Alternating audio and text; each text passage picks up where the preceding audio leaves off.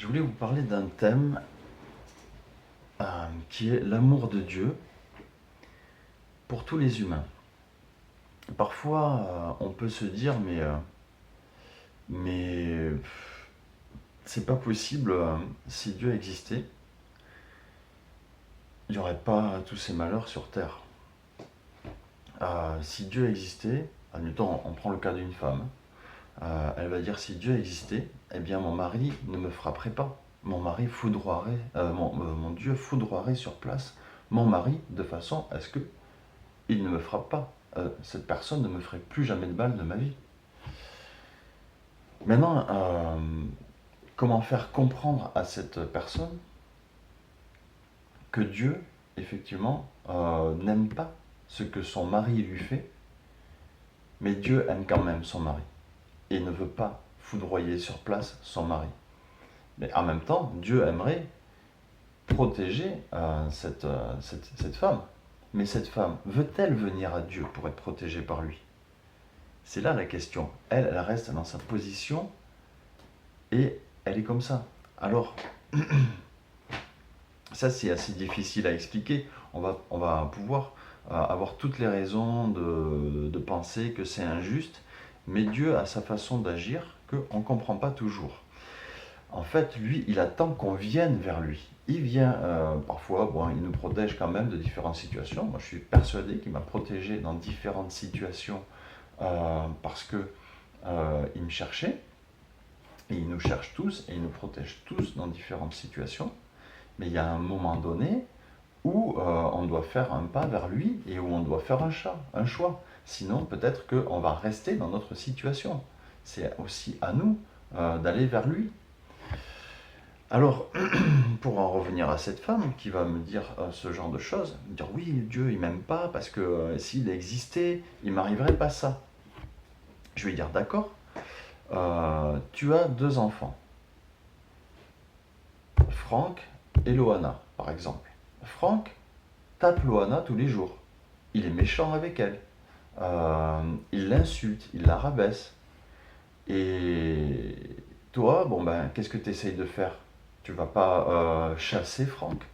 Tu vas pas euh, le mettre dans un orphelinat. Tu vas pas l'abandonner au profit de Loane.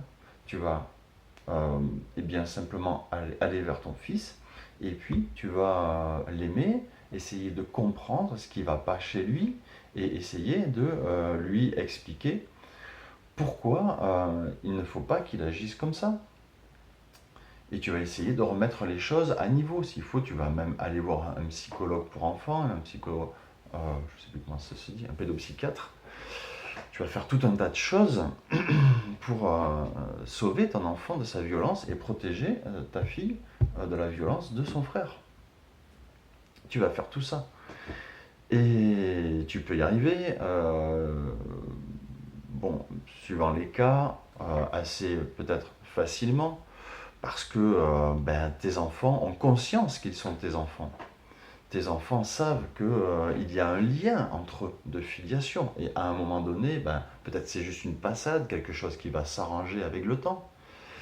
Euh, Maintenant, ce qu'il faut comprendre, c'est que Dieu aimerait bien avoir ce genre de relation avec nous. Dieu aimerait bien pouvoir prendre ton mari qui te frappe à part et lui expliquer les choses parce que tu l'aimes. Toi, tu n'as pas envie non plus de te séparer de lui, peut-être, forcément. Il y a tout un tas de raisons qui font qu'une personne reste avec une autre malgré qu'elle la frappe, qu'elle l'insulte, qu'elle la rabaisse. On n'est pas là pour juger ça, mais ça arrive et là, ça serait bien que eh ben, Dieu puisse prendre l'homme à part et lui dire voilà, l'homme ou la femme, hein, ça peut être la femme qui bat, ça arrive, hein, et dire voilà, c'est ta femme, mais c'est aussi ta sœur, puisque vous êtes tous les deux mes enfants, vous êtes de la même famille, et, je vois pas pourquoi tu agis comme ça, essayer de lui expliquer les choses, voilà, comme un parent pourrait le faire avec son enfant.